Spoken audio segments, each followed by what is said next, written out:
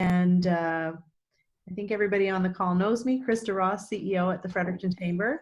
I wanted to just give a brief introduction for today's session, and just to tell you that since March 13th, we've been sending out information to our members daily or every second day, trying to share with them information about government programs and things that they can do to keep their businesses in some way operational. We've also created an open operating or offering help list of our members, and we have now well over 400 members listed there who are open in some capacity or another.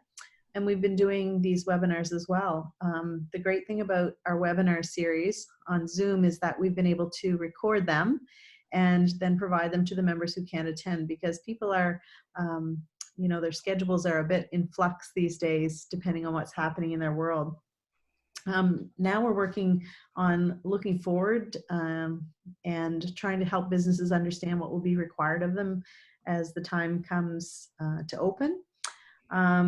And one of the things that we need to be focused on is our own resilience as individuals, as entrepreneurs, as employees, as business people, those that work in the not-for-profit sector, really all of us. So today, Rachel Clarke and Matt MacLean from UNB are going to help us with that. Rachel's with the TME, Technology Management and Entrepreneurship Program. And Matt is the mental health strategist for UNB. So we're very, very lucky to have them with us.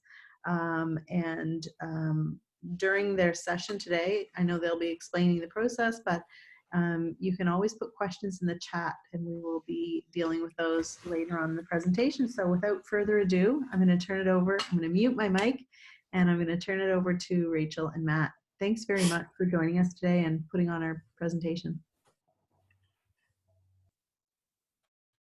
Oops, that's not what I wanted to do. Oh, we can see your messy desktop. I know, I share everything on my desktop.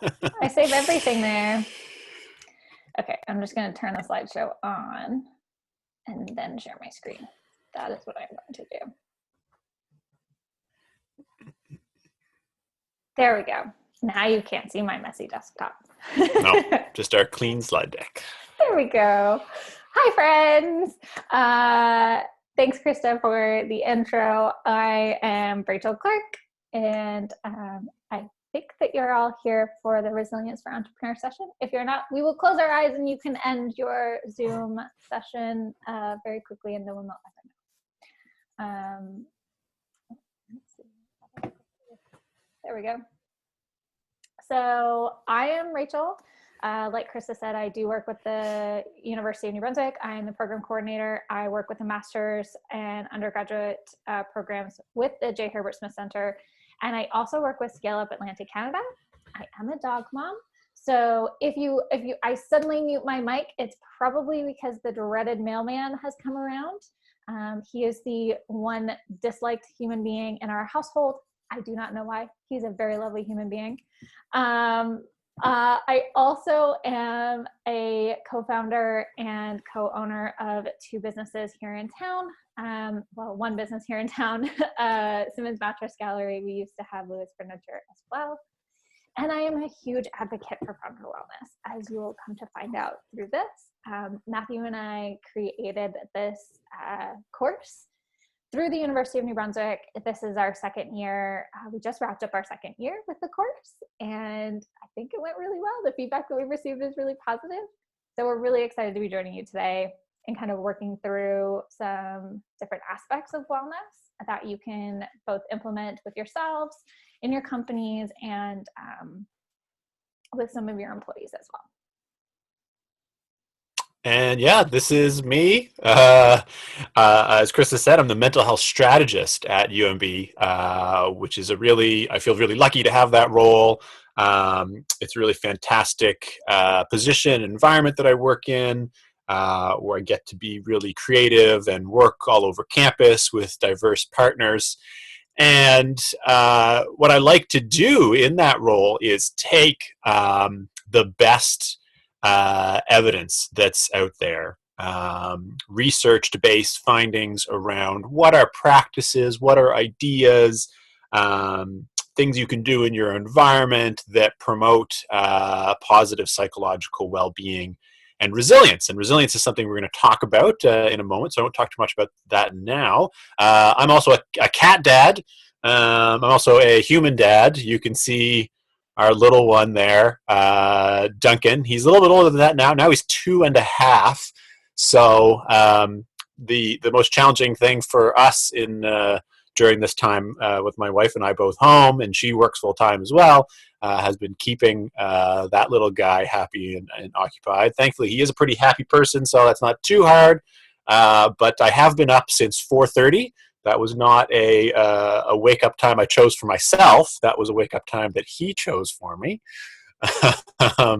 But really happy to be here and talking to you all.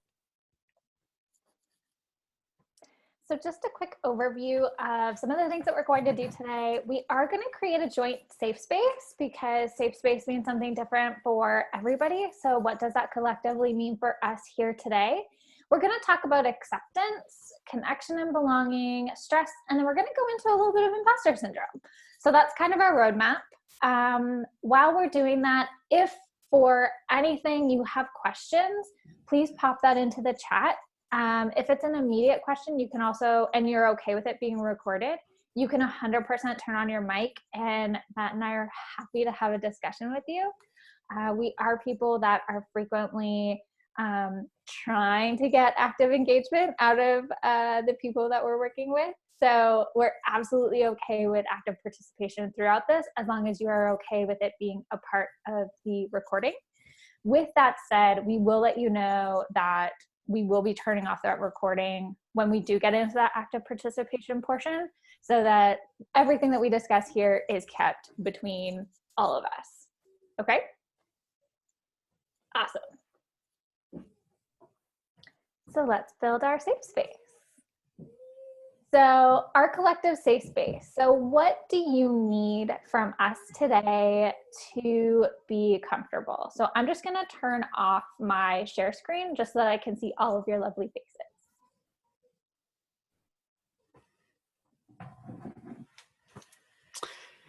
So yeah, I mean, when we talk about building a safe space, we talk about an environment where maybe we're going to share things about some experiences which have been especially challenging, perhaps even painful for us.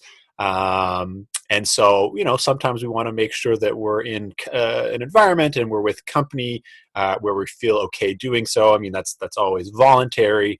But there are a couple of things that we can do intentionally to set up a space to allow that. And you may have suggestions. I have a suggestion right off the top.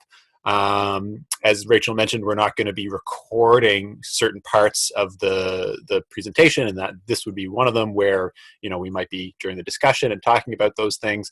I always think that confidentiality is a really important piece. This idea that we are this group here. If things get shared, we want to keep those things in this group. It doesn't mean you can't talk with the other important people in your life about the things that you learned during this time, but you don't want to be identifying other individuals and their stories. So that's one idea is confidentiality. Does anybody have another suggestion for something they would like to see?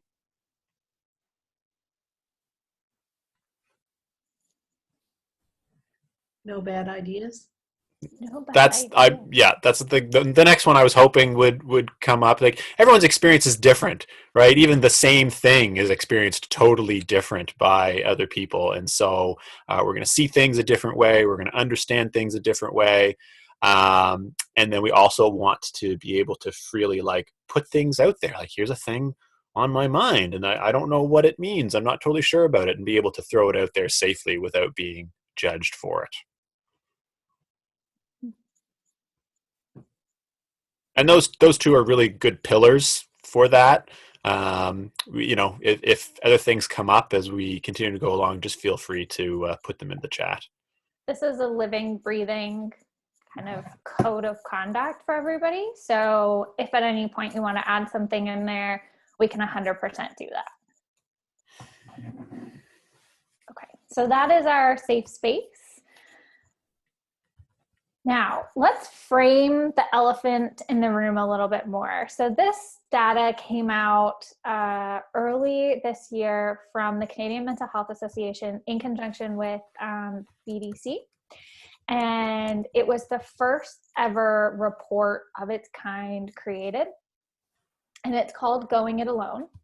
And it actually, sorry, I hope you cannot hear them. We can, it's okay. Okay, well, the mailman's here. So, Matt, do you want to take that for a second?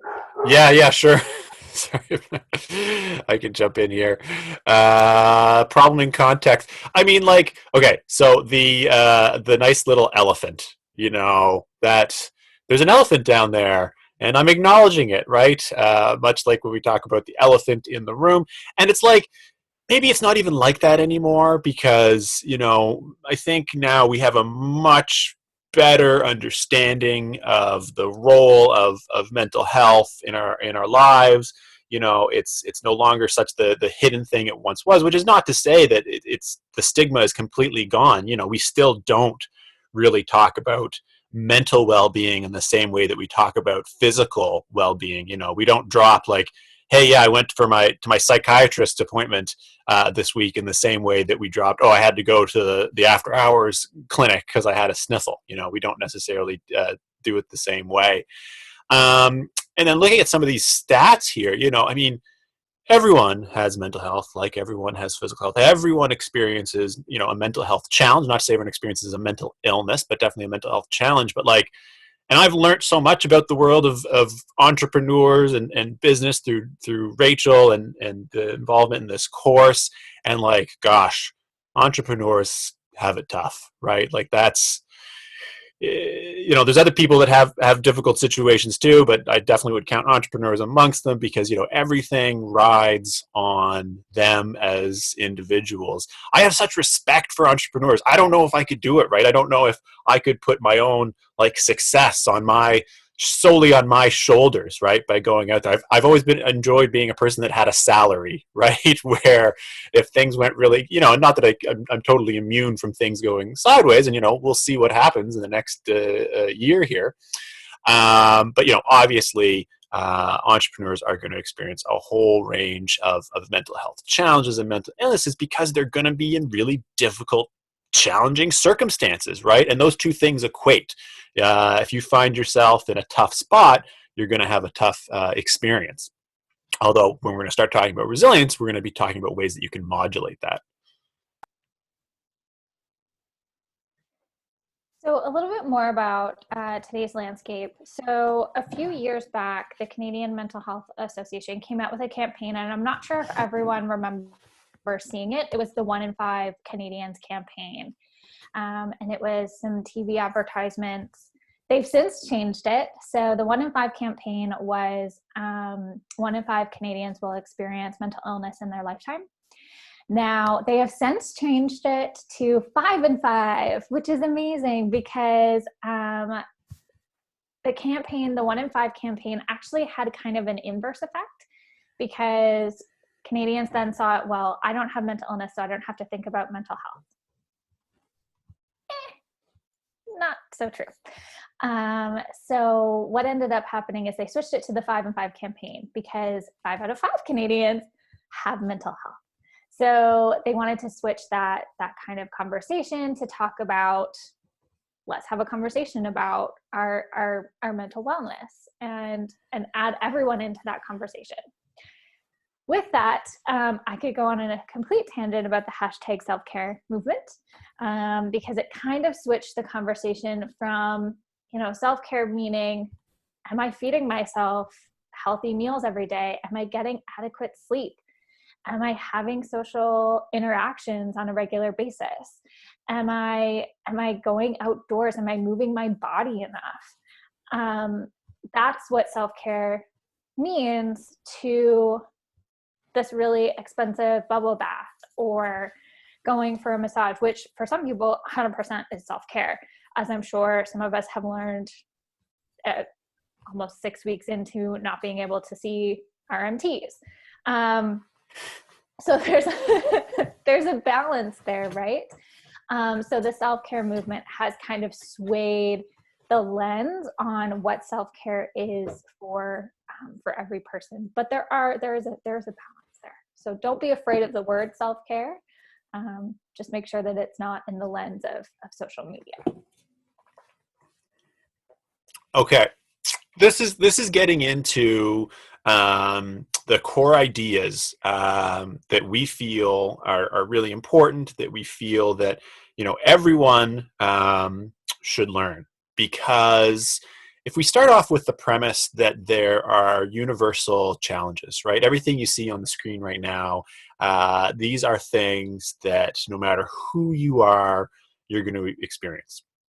And I can, again, having learned some things about the experience of entrepreneurs, is like, wow, I mean, I can see all of those things in a really, really big way for business owners. So we can acknowledge that, yeah, these are universal challenges. And it doesn't matter how successful or not you are either, too, right? Even for businesses that do end up being very successful, profitable, like along the way, there's going to be all of these things right here. So that's premise one. Now, premise two, if you go to the next slide, is this idea that there are also universal skills that we can learn. And these skills take a bunch of different forms. Some are attitudinal, right? Like how we choose to interpret things, like how we choose to interpret a setback, right? That's a really important thing. We can choose to see a setback as like, oh, I'm over, I'm done, or like, oh, hey, that's a bump along the road, right? You can see big differences in those two kinds of things. Some things are skill-based, right? For example, as humans, we're actually really terrible judges of our own ideas and thoughts. We tend to, off the top, think that like, okay, because I've had that thought, that's true and that's reality, right? But our brains like to make very quick judgments about things, which sometimes are judgments that are not very helpful to us, right?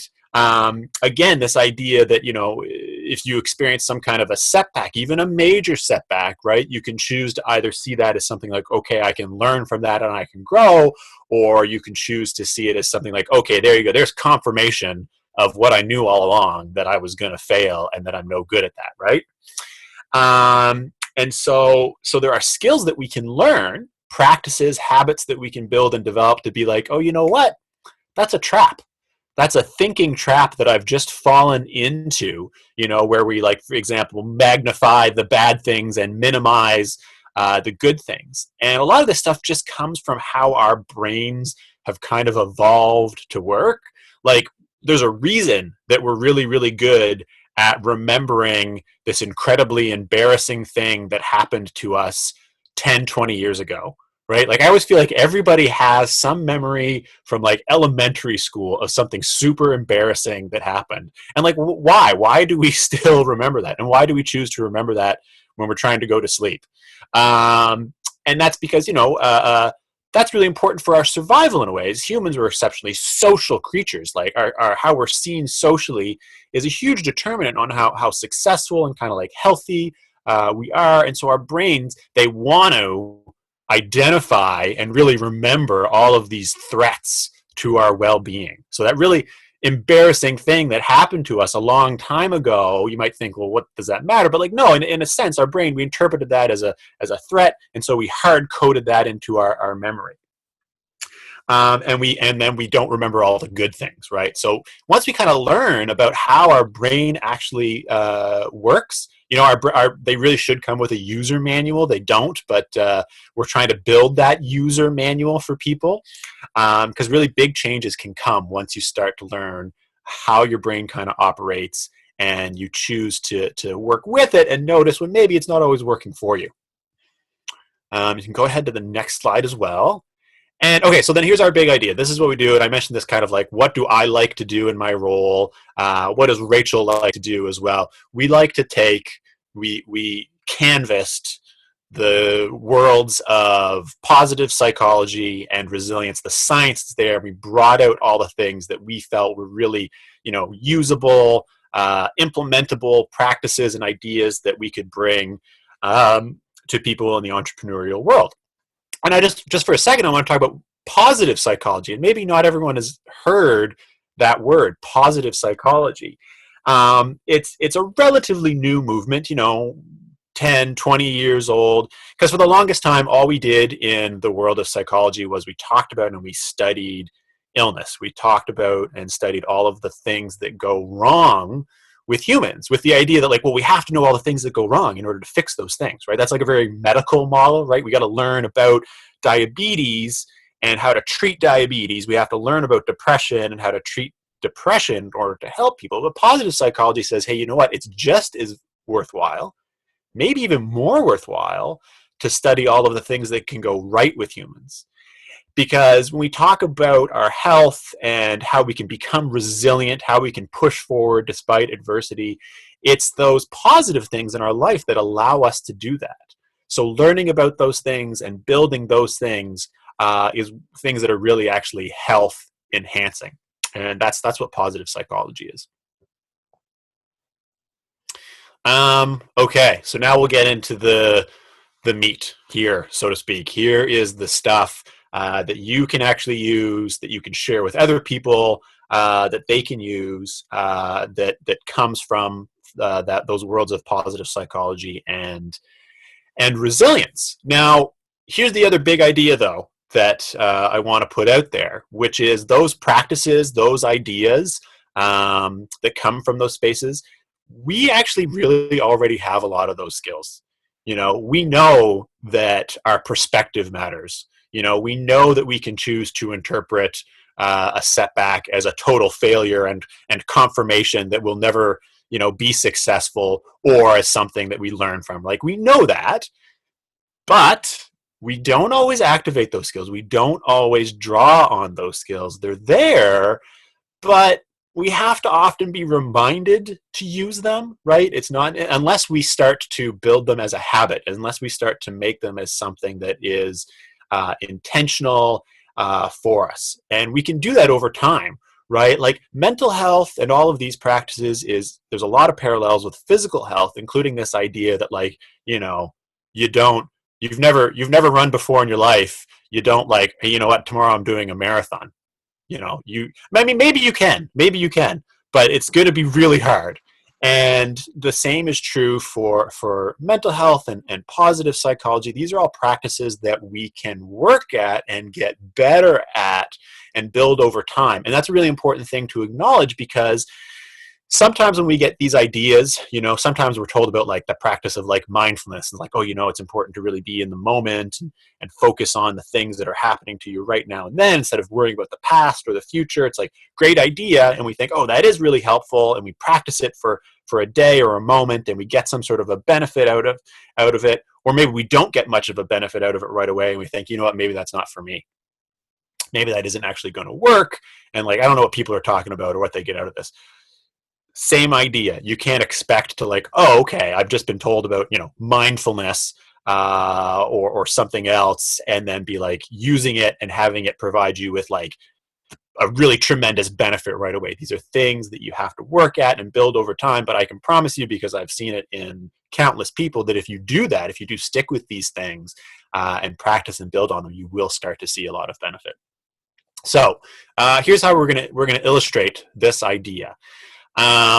This is, again, going with this idea that we already have these skills. We already have resilience within us. We just don't always activate it.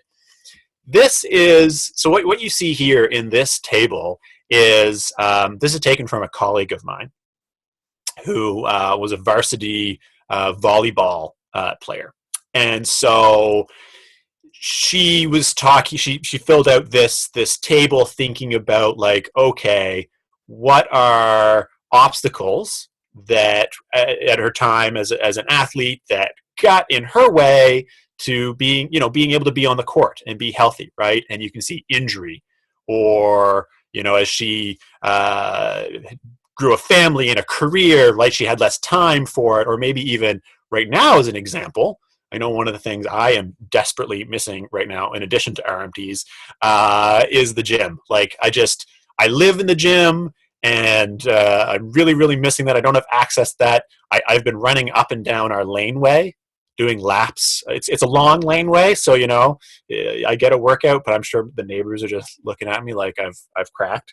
Um, so you can see all these different obstacles, and then underneath those obstacles is like, okay, well, how did that make you feel, right? Like, not great, right? When you get an injury, you get some kind of like a setback into like doing that thing that you love to do, of course you're going to feel frustrated. It doesn't feel great. But then she loved volleyball so much, she knew she was going to still push forward, right? So she was going to think of behaviors and thoughts and really like great ways, positive attitudes around these kind of setbacks in order to keep herself moving forward, right? Even though maybe that sometimes changes, right? So you just go through one of these, right? An injury, you feel frustrated, you feel down, like, oh gosh, maybe I'll never get back to doing that thing. And you think, no, wait, I'm catastrophizing. Catastrophizing is one of those thinking traps that we can fall into sometimes. But you know what? I'm going to think about this in a different way. I'm just going to modify what I do, right? I'm going to maybe take a look at how I was injured and make sure I don't repeat that. I'm going to give myself time to heal, but I'll find other ways to like work out.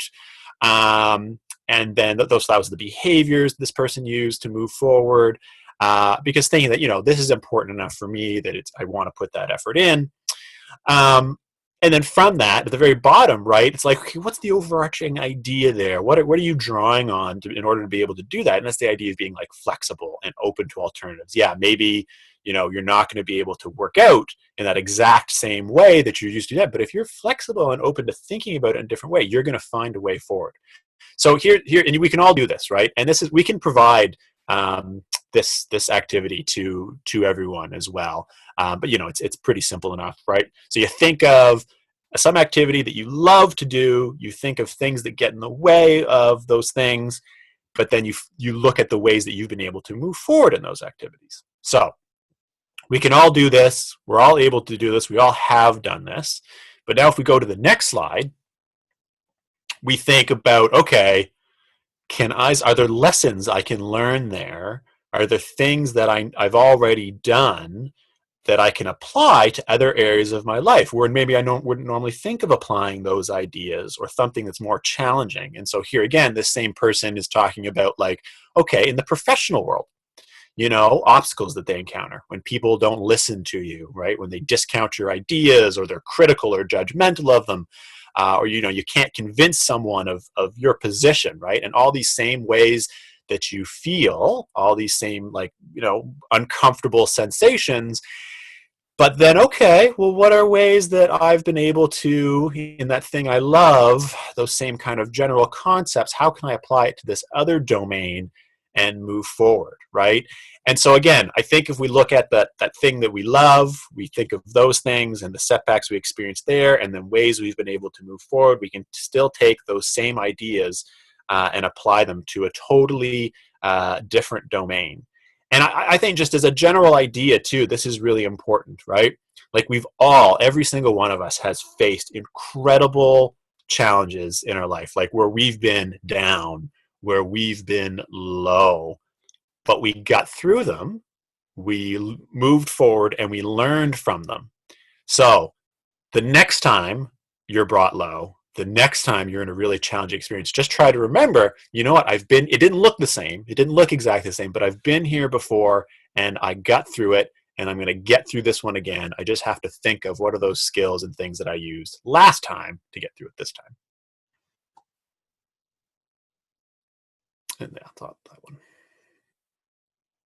Okay. I don't think anybody popped up in the chat with questions. So let's go to acceptance. So how have we all been feeling lately?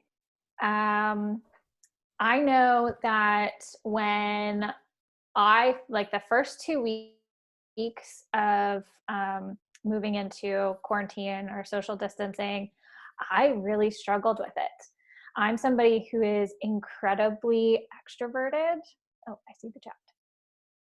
Okay, so Matt says he's been feeling very anxious lately. I have to echo that. So those first 2 weeks of social distancing, I felt like I was going from moving at 120 kilometers an hour. Everything was most of my things were getting done. I was moving really fast and really rapidly. And then all of a sudden it was like the brakes got hit and I was moving in reverse. Everything that I was doing was kind of falling apart and it wasn't moving so well for me. And everybody that I was talking to was kind of in that same boat. And then I started feeling really anxious, like why am I not able to get things done? Why am I not able to sit at my computer? Why can't I respond to these emails? And that's kind of where I was at for quite a few weeks. And even now I find my attention spans a little bit less, and I find it a little bit more difficult to focus in on the things that I have to focus in on. Ups and downs, exhaustion at times. Some days are way better than others. Some weeks are really, really rough. So much has been happening.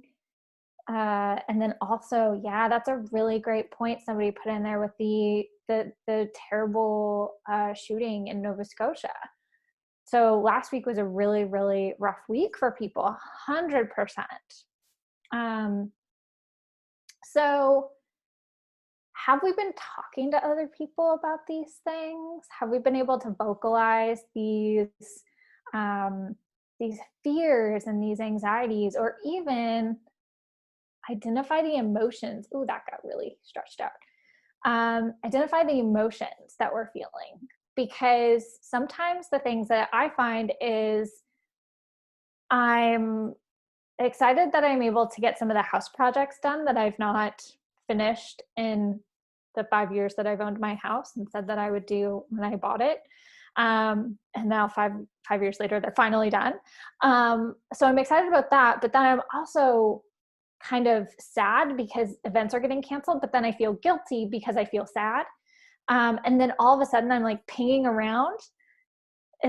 I'm seeing some head nods from other people. Like everybody's kind of feeling these like very complex emotions, right? And that's okay. We're allowed to feel those things, because as humans, we have what are called complex emotions. And this emotions wheel, I find, is something very, very helpful for me, because I can get into a day where sometimes I can't identify how I'm feeling or why I'm feeling that way. And looking at this emotion wheel can really help, because so the way this emotions wheel works is that the inside piece spins, the outer piece spins, and then the really outside piece spins as well. So you don't have to stay within one color section. And you're able to feel all these different feelings and really root down to how you're feeling and why you're feeling that way. And sometimes attaching an emotion to an event can kind of help you process through it. So, pandemic can be hard to attach emotion to because there's a lot of them and it changes daily, right? There can be fear attached to it. There can be anxieties. There can be also a little bit of happiness attached to it as well, because you get to spend some uninterrupted time with your family, with your kids, with your spouse or partner. So there's a lot of complex things attached to it, but if you root down a little bit further to different pieces.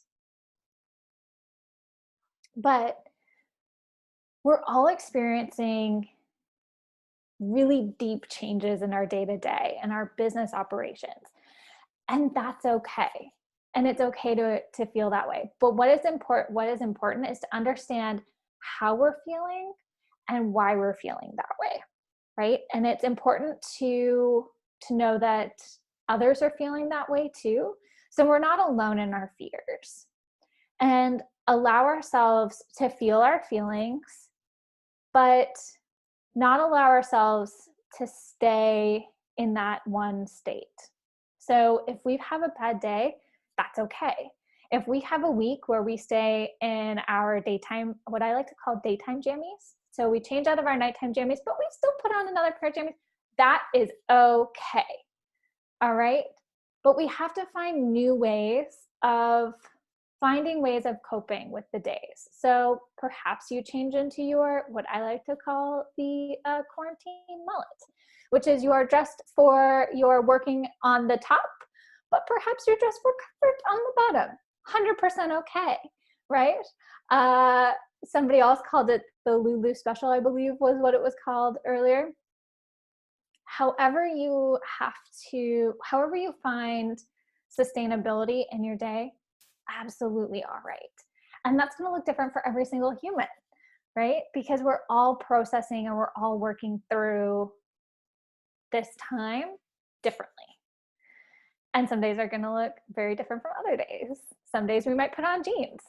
Some days we stay in our daytime jammies.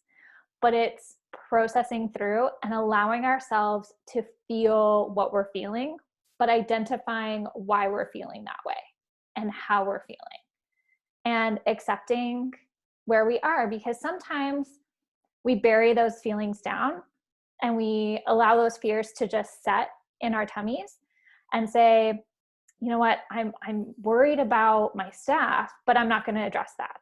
I'm worried about, this month is usually my highest grossing month, but I'm not going to think about that. It's okay to think about it.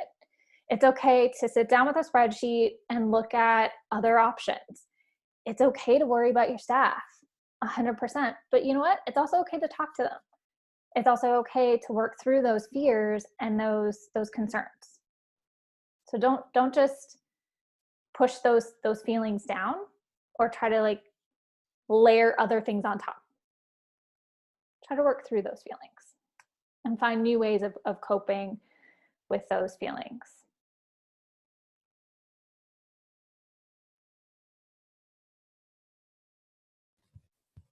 Okay.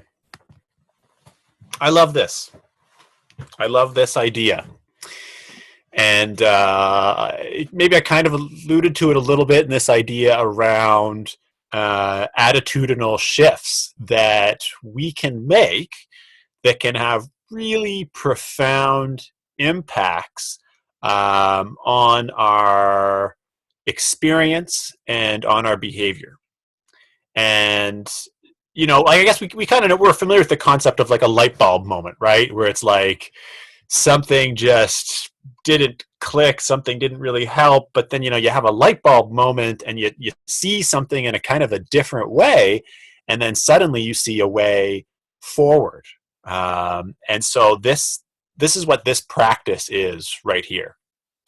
So if you go to the next one, okay, so we're going to start off this section with a question.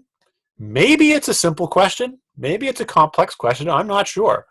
But I would ask each of you, and you don't have to share it. You can if you want, but you don't have to in order for what I'm planning here. But I would ask you to just think of well, why did you do this? Why did you decide to start your own business? What were the reasons that led you there? And maybe for some of you, you've got the idea right off the top of your head. Maybe for others, it's something you need to think about. But just kind of hold that in mind as we go along here. If you click to the next one. Okay, so you're thinking about your whys, but that's in the background right now. Stress itself, gosh, we all kind of probably feel, we've got this intuitive understanding of stress. But I don't think that we always take the time to actually really kind of break down what we actually mean by stress. Because as a concept, it's actually kind of robust. It's not monolithic. It's not just one thing. There's a couple of parts to stress when we talk about it. And these are the three components. If we we start off with that major category or the term itself, stress, how can we break that down? How can we understand that and conceptualize a little bit that might actually help us? And there are these three components to a stress, right? The very first thing is a stressor, right? That's the thing that's going to cause us to experience stress. And these can be anything. They can be external thing, right? Like when my son screams out in the middle of the night for yogurt, which he did 2 nights ago. It's like, I want a yogurt. And it's 3 a.m. That was a stressor. That was an external stressor. But there can be internal stressors too, which, sometimes are probably just as much, if not more, than our external stressors, right? Like we can get ourselves caught up in ruminating about a worry. We can just something that we run over in our head time and time. We don't want to think about it anymore, but there it is. And that kind of relates to the stuff that Rachel was just talking about too, where, there's a school of thought in psychology that says that, most suffering, or the majority of suffering, comes from running away or denying pain, right? When we try to run away or deny pain, because I don't want to feel that way, I'm just going to shove it away. Well, it's still there. And, like I said, our brains are really good at holding on to pain and negative experiences as an adaptive measure, right? They do that, and it's trying to help us out. So we have to process things. We can't just push them away.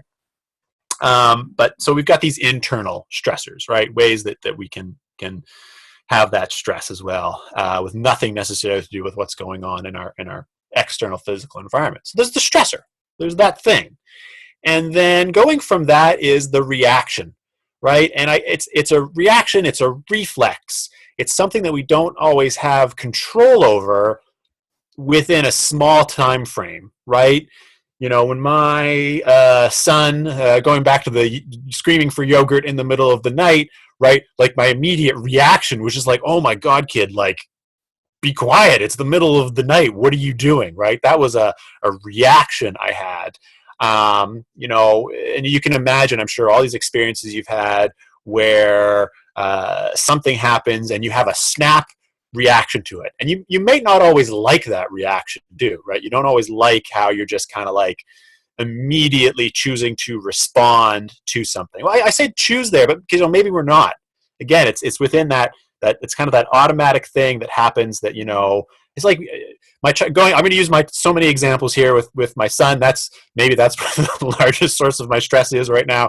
When I talk about parenting and I talk about how stressful it is, I also like to say that, the most stressful things, the most challenging things are also the greatest things. I have to say that to myself. I'm actually teasing something that's going to come up in a bit, but when that happens, I might have these reactions that I don't like, but there they are. And so that's the second component, right? Our reaction. But then now we've got the response, and that's how do we deal with both the stressor and the reaction, right? Now that that's happened, now we've got some agency. Now we can do something, and this is what's under our control. And how are we going to move forward? And we can really change up our response to our reaction and to our stressor, right? Like when I have this immediate response of like, oh God, kid, be quiet. It's like, I don't like that I felt that way. And I can choose to just like feel really bad about that and be like, oh God, I'm an awful parent. Or I could be like, you know what? I'm not an awful parent. This is a challenging situation. That didn't feel good to have that reaction, but I can choose to feel a little bit differently about it and change what I'm actually going to do. And then maybe over time, we can actually learn to change those immediate reactions, or, maybe they always kind of stay there, but that's not really the important thing. The important thing is how do we respond to that reaction, to that stressor. So click to the next screen. Okay, and just to take a little sidestep here for a second, and I've kind of said this a couple of times with this idea, but like, all these like negative, kind of even painful, like thoughts and emotions that we all experience, they're there for a reason. It's hard to see that reason a lot of the time. And I mean, a lot of this, like I'm not talking about mental illness, right? Like mental illness, like schizophrenia, major depression, anxiety where you can't leave your house, like that's not serving you a purpose, right? That's mental illness. But all of those things, or some of those things, have a root in a reaction that's our brain, again, because of how it's evolved, that's trying to help us out, right? I talked about being able to remember the thing decades ago that was super embarrassing, right? Like, okay, why do we do that? But again, that's our brain trying to protect us, trying to help us, saying, hey, remember that time, like, don't do that. But, our environments have changed. If we think about like anxiety, it's, anxiety and worry is there to help focus us. If I use this example a lot of, like, you're out in the jungle, or, when we were on the plains or whatever, living like outside or in caves, like, you had to be able to, like, keep your mind focused on the things that could actually kill you. The tigers, right? There's the tiger out there, and I need to be able to respond in a split second if I hear that tiger growl and run away, because I'm going to die. Now, a lot of us, especially in the Western world or in developed nations, like, we don't have to worry about tigers, hiding out in the trees anymore. But we have all these other things that we perceive as threats to our well-being. Again, and the social domain is a big one. And so all of those things, they serve a purpose, just like stress serves a purpose, right? It doesn't feel great, but it actually is there to help do some things for us, to help focus us, to make us know that, hey, listen, there's something going on that you need to deal with, right? So that's stress, and that's a purpose that it serves. You can go to the next one. Okay, so what are the implications, right, if we choose to see stress as something that always needs to be avoided, something that is harmful, something that is debilitated, versus seeing it as something that is potentially helpful, if not actually enhancing? I spend a lot of time talking to students, and so this is the example I always say. Like, I tell them, I create this nightmare scenario for them. I tell them, you know what, 1 week from today, you're going to take an exam. It's the most important exam of your entire life. It's actually going to determine whether you graduate or not. This one exam. And you're not even going to be told what it's about, what's on that exam, until you sit down to write it. And then I ask them to imagine, like, well, how does that make you feel, right? And typically you get a lot of responses of like, oh my, I'm so worried. Like, that sounds awful. I don't think I'm going to be able to deal with that. Sometimes somebody, like, almost kind of ruins my like bit by saying, like, well, you know what? That sounds really tough. But, all I can do is just hunker down and try to prepare for it as best I can.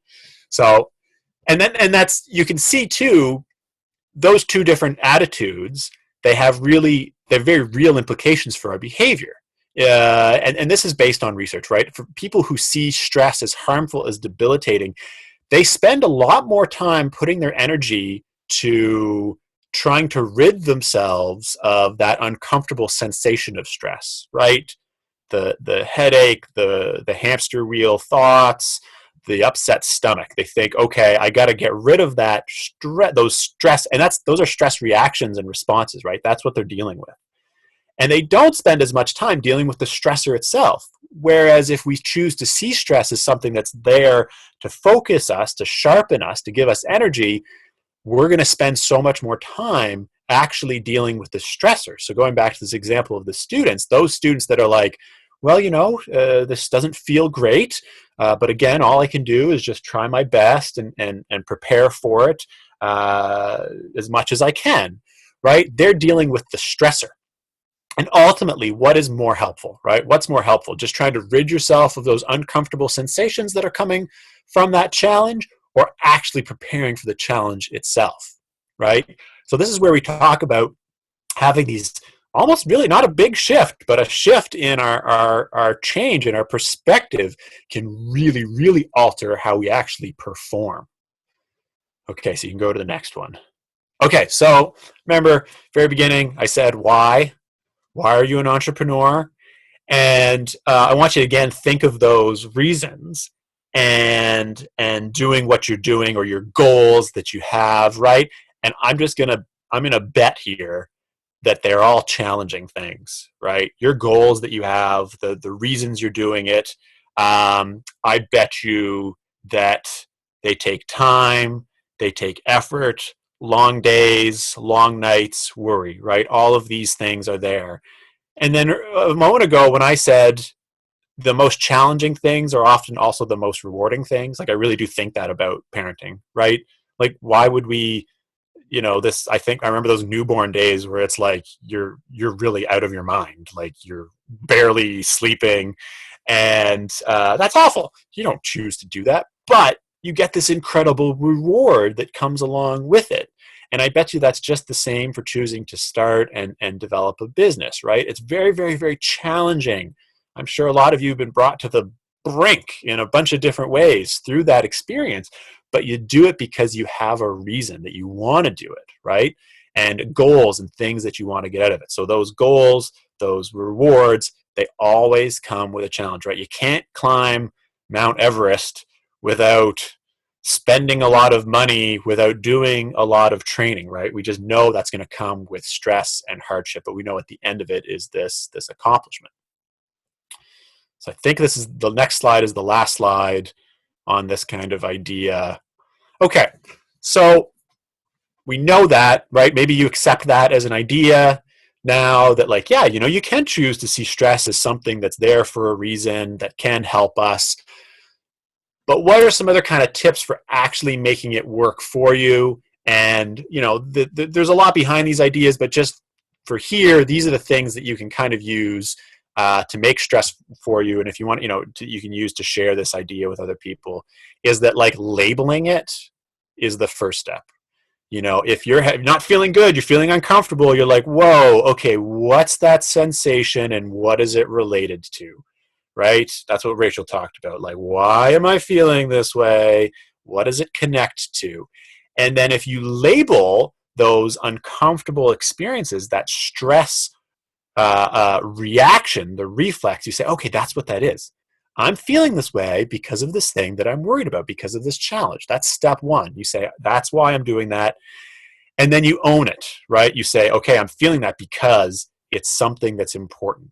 And typically that is what happens, right? We get stressed out about the things that are really important to us. So if you own it, you say, you know what, I'm feeling that way. And it's actually, gosh darn it, it's good because it's about something that's really important to me. And I want to deal with that. I want to do a good job with that. And I'm going to own it. And then you use that energy, right? Instead of saying, like, oh, I can't deal with that right now. I got to go watch Netflix for 4 hours. I got to go take a hot bath to just, and there is space and there is a time for those things. I'm not saying never do those things, but again, if you've got this challenge ahead of you, this mountain you've got to climb, you want to use that energy to actually climb that mountain. And then last is, like, remembering the reasons, right? In the middle of the night when you're questioning why the hell you might be doing this, right? You got to think, even though this doesn't always feel great, even though this is often very challenging, I have a reason, or I have reasons that I'm doing this, and that's what's going to compel me to keep moving forward. So that's it on maybe making stress work for you.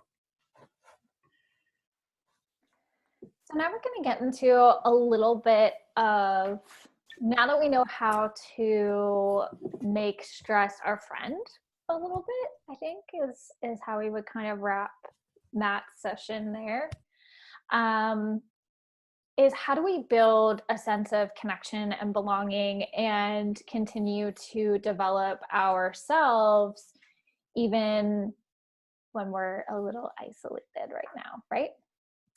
So why do we need connection? Why is this something that's so important? And is it important, I guess, is maybe the bigger piece here. So there was a study done that showed that a lack of social connection is a greater detriment to our health than obesity, smoking, and high blood pressure. Independently, I don't know if that was a combined study of all of those three factors, but the study of social connection leads to 50% of an increased chance of longevity in your life. So if you're able to build a social connection, you actually live a little bit longer. And then a 2004 study of adult Americans suggests that 1 in 4 people we meet don't have somebody that they consider to be a close friend. So it's important that we find and we build these social connections, because we found these studies that we live longer when we have these strong social bonds, and being isolated is actually a really strong detriment to our health. So first of all, why is social connection so important? So first of all, it improves our physical well-being and our psychological well-being and our physical health. So we're more active when we're being social, typically. And we're more ready to share our thoughts and our concerns when we have that deep connection with other people. So when you have a close friend, think about somebody who you're close with. Are you willing to share your concerns? Are you more apt to be like, hey, best friend, I have this concern. I have this thing that's weighing heavily on my heart. And you're more apt to share those things when you have somebody who you're close with, when you have that sense of community around you. You're also more physically moving around. You're more likely to be out and about. Right now, hopefully you're not. But in a normal situation, you're more apt to be more physically healthy if you have a social connection around you. And this was actually done, this was also true of senior citizens. But what is our community size supposed to be? So how big should our ideal, and what should our ideal community look like? So I know every single human's community is different. Our community size is going to look different for every single human. So there is no, you should have 5 friends, or you need to have contact with 3 people every single day. I know we had the joke in class that you should hug 5 people a day. That's not, the students did take that one seriously. But that's not scientifically backed. Your ideal community size is per person. So you'll have some people that have a very tight, very small community that consists of 1 or 2 people that they talk to every single day. You'll have other people whose community is 30 people and they talk to a couple people every other day. And that community is built on personal preferences. So it's that adage that, you either have a large group that you talk to less frequently, but you still have that tight bond with, or you have a smaller community that perhaps you talk to more frequently. So it's all about personal preference, but it's all about that connection that you're able to build with them. And the importance of that is that sharing aspect. So it's those people that you've built that bond with, that you're able to connect with, you're able to talk to, you're able to socialize with. And even still now, you're still able to connect with, perhaps now virtually. Perhaps you go on walks with your friends, but you're just doing it over the phone. You still have lunches, you still have dinners, you're just doing digital dinners. So your friends are still coming over, you're still cooking together. It's just they're joining you via a screen versus in person. And you're able to test out multiple meals to find the best recipes. It's that community that you're still having that active connection with that just changes slightly. Imposter syndrome. I think you all can raise your hands in the chat. Has everybody heard of this word before? I think you can raise your hands. Maybe not. That's okay. So who here has ever felt fear of being exposed as a fraud, doubted the reasons for their accomplishments, or has felt that feeling that they've tricked someone into believing something? I know, like 100%. Yeah. Okay. So there was a lot of hands that raised of the people that had their screens turned on. So what this is imposter syndrome. And what imposter syndrome is, first of all, if you've ever felt like you're the only one that feels this way, don't. 70% of people experience this feeling. which automatically you're like, oh, thank goodness. But then maybe another little trick thought comes into your brain. And you're like, oh, maybe I just am bad and I don't have it. That's also your bully brain. Don't believe that. So the feeling is constantly feeling like you've tricked others. And in scenarios where you're in a new setting, it can commonly appear itself in academics, in professional advancement, in new social interactions, or just social interactions in general. And the symptoms of it are commonly paired with anxiety, stress, feelings of unworthiness, thought that you've tricked somebody or you just got lucky, not that your work or skills or your abilities, training have got you to this point. And the fact that other people have told you that your work and your successes have built you to this point, your brain is on this loop being like, oh, I'm going to be caught. Somebody's eventually going to out me as a fraud or that I don't belong here. That's the imposter brain. That's, as Matt has said, that bad thought that keeps popping up in our brain that hopefully we'll now from here forward identify as our imposter syndrome brain, our bully brain that's telling us we don't belong here, we're not good. But there are some tricks to kind of counteract it. So your imposter reality. So you're not the only one that experiences these thoughts and feelings. 70% of human beings also experience it, which kind of helps you maybe process that a little bit better. And then it's easy to sort of list and identify the people that you think you've tricked. So who are those people and what are the tricks that you've pulled over on them, right? So if you think that you got your promotion because you tricked your boss, or you got investment because you tricked your investors, or you tricked the bank into investing in you. How did you do that, right? You supplied them with a business plan. Did you lie in this business plan? I doubt it. So what are the things, what are the tricks that you accomplished to get to this position of tricking? Now, to counter that list, what is the positive feedback that you received? When you received that investment, what was some of the feedback that you received? Have you received any positive media or from customers? What are your customers saying about you? And then try to reframe that thought. So hearing what other people have to say about us and then hearing our internal dialogue, a lot of the times those don't necessarily marry up, right?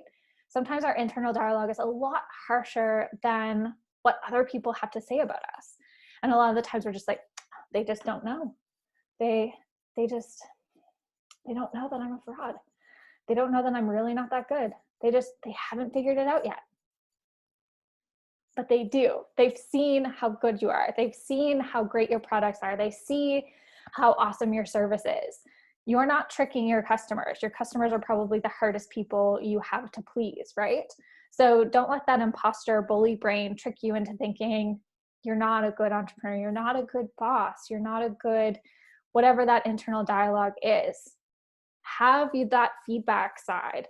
What I have is, and I'm really sad it's in my desk at work, I have a folder of all of the positive things that coworkers, students, people from around have ever said. I print them off and I keep them in a folder so that when my imposter brain or my bully brain is getting like super mean, I read that because it's that nice reminder that, oh, hey, maybe I'm not a fraud. Maybe I'm not all the bad things that my brain is saying to me. Right? So keeping that list of positive feedback and then trying to reframe that thought to being, okay, maybe I haven't tricked my customers into thinking that we're the best at whatever you're selling, or my employees are correct and I am a good boss, right? So it's just reframing those thoughts and trying to keep your brain focused on what's really going on outside. Because as Matt said, our brains like to focus in on the negative, but let's try to plant some seeds of positivity in that brain, right? So how do we put these into practice with our employees, with some of our staff members, with some of our coworkers? When Matt and I looked at the roster, we saw that some were self-employed, some were potentially coworkers, so there was kind of a mix. So in staff meetings, like we did at the very beginning, try to normalize some of those fears and stresses and concerns, right? So having that open discussion and starting out with how you're feeling, right? Saying, this is how I feel and it's okay. How are you feeling? And starting that open dialogue, normalizing fear and stress is a really positive way to open a dialogue and foster an environment of connection. So building that friendship and having that social connection. Perhaps you already have a culture that's very friendly, very connected. Another way of doing that is having lunches, having a happy hour, having a digital dinner, having some sort of a way of connecting with your staff or your employees or coworkers. And then helping employees to reframe stress. As Matt outlined, it's, labeling it, owning it, using it, and remembering your reasons. So helping employees identify and then using those 4 steps to help work through whatever their stresses are that they identify to you. So those are the 3 sort of takeaways and implementations that you can really take into your own businesses, and starting today or tomorrow or your next staff meeting, really try to integrate to sort of foster this environment forward. Now we'll stop the recording and we'll get into a discussion. We'll kind of just stop sharing the screen. There we go. And so we'll stop the recording and we'll really get into a discussion of like how you guys are feeling, really normalize wherever you guys are at, and get into sort of questions and wherever you guys want to go with our remaining time.